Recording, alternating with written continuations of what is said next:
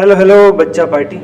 सितंबर 24 के अंदर जो सीए इंटर का एडवांस अकाउंट्स का पेपर आया था वो हमने सामने फ्लैश कर रखा है और हम आपको बताएंगे जनरल इंस्ट्रक्शंस क्या हैं जनवरी 25 के अंदर भी।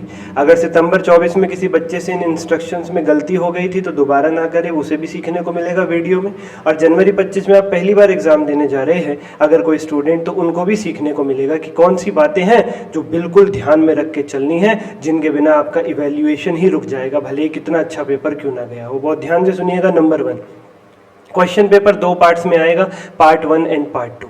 Part 1 comprises MCQ. पार्ट 1 हमारा 30 मार्क्स का एमसीक्यू होगा प्यारे बच्चों, और पार्ट 2 में क्या होगा, डिस्क्रिप्टिव क्वेश्चंस होगा 70 मार्क्स का, जिसके अंदर 14 मार्क्स के क्वेश्चंस होंगे और 6 क्वेश्चंस आपको मिलेंगे। सर 14 मार्क्स के तो 5 ही क्वेश्चन मिलने चाहिए ना, 14 इंटू 5 70, ये डिस्क्रिप्टिव हो गया, 30 के एमसीक्यू, चॉइस ना मिलेगी, एक क्वेश्चन की चॉइस मिलती है आपको, इसीलिए आपको डिस्क्रिप्टिव में एक एक्स्ट्रा क्वेश्चन मिलेगा, 6 क्वेश्चंस मिलेंगे। उन 6 का पहला कंपलसरी होगा और बचे हुए 5 में से कोई 4 आपको अटेम्प्ट करने होंगे। तो पहला कंपलसरी और बचे 5 में से 4 हो गए, टोटल 5 इंटू 14 70, और 30 का एमसीक्यू तो कंपलसरी है, उसमें कोई चॉइस नहीं है। इवन डिस्क्रिप्टिव पार्ट का जो आखिरी छठा क्वेश्चन होता है उसके अंदर एक इंटरनल चॉइस भी देखने को मिल जाती है, थ्योरी वहां मिल जाएगी आपको। अगर थ्योरी अटेम्प्ट करनी पड़े तो आपको वो वाला क्वेश्चन देखना है।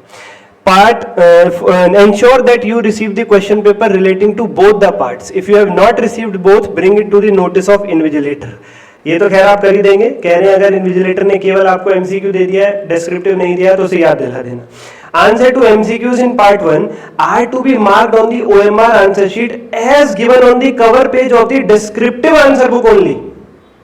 क्वेश्चन पेपर दो पार्ट्स में मिलेगा, पार्ट 1 एमसीक्यू, पार्ट 2 डिस्क्रिप्टिव, लेकिन आंसर शीट एक ही मिलेगी। उस आंसर शीट में शुरू में ही आपकी ओएमआर शीट अटैच्ड होगी, OMR answer sheet as given on the cover page of the descriptive answer book. Descriptive answer book के कवर पेज पे ही एमसीक्यू वाला पार्ट होगा, तो वहां पे आपको एमसीक्यू कवर अप करना है और फिर आगे उसी के अंदर डिस्क्रिप्टिव पोर्शन एक्सेप्ट करना है आपको। Answer to questions in part 2 यानी डिस्क्रिप्टिव वाले answers are to be written in the same descriptive answer book. पहले ओएमआर पे एमसीक्यू, उसके बाद डिस्क्रिप्टिव, वो सेम ही आंसर बुक होगी दोनों की। Answer to MCQs if written inside the descriptive answer book और on part 1 question paper will not be evaluated.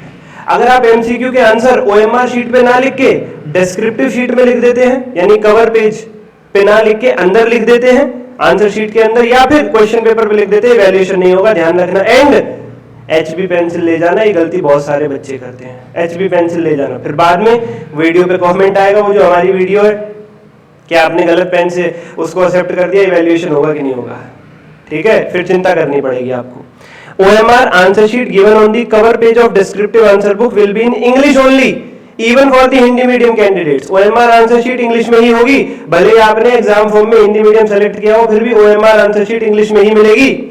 7th point देखिए, इंस्टीट्यूट ने बोल्ड कर रखा है, बहुत ज्यादा ध्यान रखना है, 7th पॉइंट का इंस्टीट्यूट ने बोल्ड किया है। The bar-coded sticker provided in the attendance register is to be affixed only on the descriptive answer book.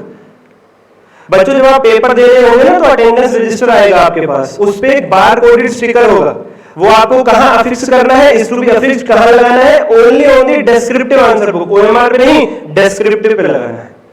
बहुत ध्यान रखिएगा इस बात का, कहीं कोई डाउट भी हो तो इन्विजिलेटर से, सुपरवाइजर से पूछ लेना, वो बता देगा, पर गलती मत कराना वरना इवैल्यूएशन खतरे में पड़ जाएगा। You will be allowed to leave the examination hall only after the conclusion of the exam. If you have completed the paper before time, remain in your seat till the conclusion of the exam. भाई साहब 3 घंटे से पहले बाहर नहीं आने देंगे, paper पहले खत्म कर लिया तो चुपचाप बैठे रहो। During the examination is 3 hours. Duration of the examination is 3 hours. You will be required to submit the descriptive answer book with OMR cover page to the invigilator before leaving the exam hall. Exam hall से निकलने से पहले आपको invigilator को दोनों चीजें देनी है। कौन सी दोनों चीजें देनी है? एक तो अपना डिस्क्रिप्टिव और ओएमआर जो उसका कवर पेज होगा, मतलब वही साथ में पकड़ा देना। Yes sir ji. The invigilator will give you acknowledgement on page 2 of admit card upon receipt of the above mentioned items. और इन्विजिलेटर क्या करेगा, जैसे ही आपसे उसके पास आप उसको दे दोगे ओएमआर शीट जो अपना कवर पेज है और डिस्क्रिप्टिव आंसर, वो फिर आपके एडमिट कार्ड के सेकंड पेज पर एक्नॉलेजमेंट देगा, साइन करेगा, लिखेगा कि आपकी आंसर शीट उसके पास आ गई है, उसकी जिम्मेवारी आ गई, वहां आपकी जिम्मेवारी खत्म हो जाएगी। इसीलिए कहते हैं एडमिट कार्ड के 2 पेज ले जाने हैं आपको, हमेशा ध्यान रखना। और हाँ एक बात और, कई बार ऐसा भी होगा कि सुपरवाइजर इन्विजिलेटर क्या करता है, वो जब आप पेपर कर रहे होते हैं तभी आपके एडमिट कार्ड के सेकंड पेज पे साइन कर देते हैं एंड में अपना टाइम बचाने के लिए, ताकि रुकना ना पड़े। तभी आप समझ जाओ कि हाँ आपकी आंसर शीट एक्नॉलेज हो जाएगी। बस तुम्हारा फर्ज है उसे पकड़ा के आना और एडमिट कार्ड के सेकंड पेज पे उसके साइन हो जाए, बस चाहे पहले हो जाए चाहे बाद में हो जाए, कभी हो जाए।